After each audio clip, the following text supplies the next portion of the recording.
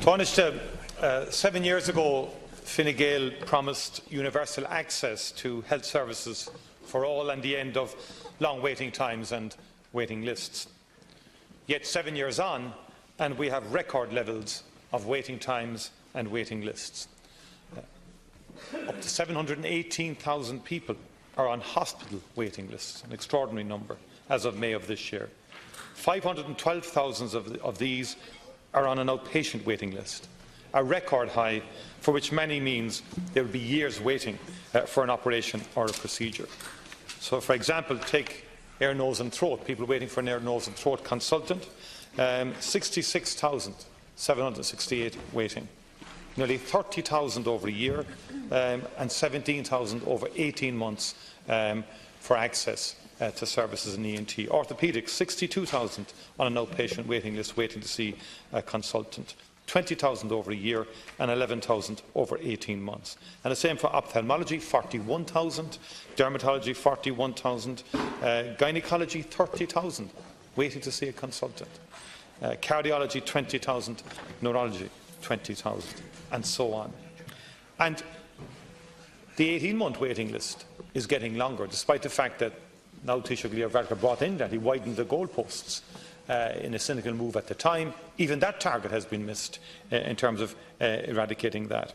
Children are hardest hit, waiting far too long for far too many operations and outpatient appointments, access to mental health, child mental health adolescent waiting lists are unacceptable, speech and language, occupational therapy, physiotherapy, all of those areas, scandalous waiting lists.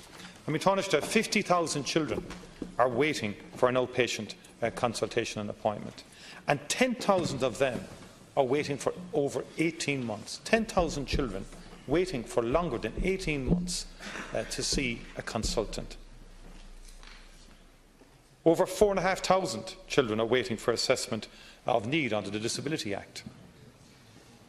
In terms of child adolescent mental health waiting list, 2,691 waiting, close to 400 waiting over a year. That's appalling.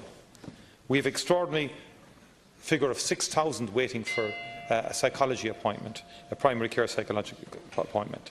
The elderly, no better. 6,500 waiting for home care and health access. Now, Tánaiste,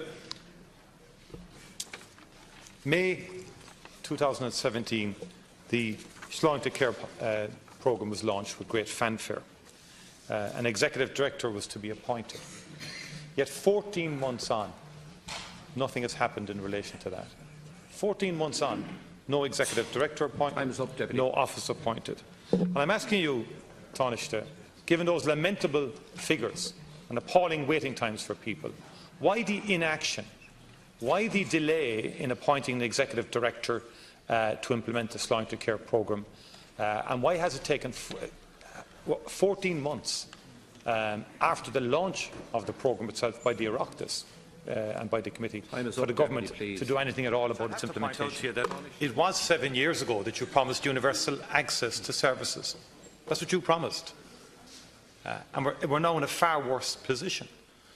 It was you who got rid of the Treatment Purchase Fund in 2012, directly attributable to an escalation in waiting times and waiting lists. It's only been reinstated because of the Confidence and Supply Agreement and because of Fianna Fáil insisting that the Treatment Purchase Fund would be brought back. And there was huge resistance to that at the time. And that is the only thing the government can latch on to now and say that is beginning to have an impact only on the inpatient. All of my figures related to the outpatient figures in terms of gynaecology, in terms of ENT, in terms of orthopaedics, and in terms of ophthalmology, and in particular, children waiting over 18 months to see a consultant.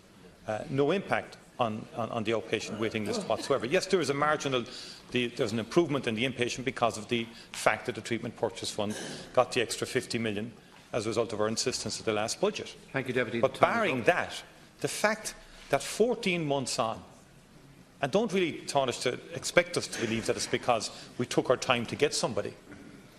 I mean, that speaks to a lack of urgency around health and health services, and about changing these figures for elderly, changing it for children, and changing it for people in general, so that elderly people don't have to travel to the north for the cataract operation or come to our offices seeking to work out how to get there and so on.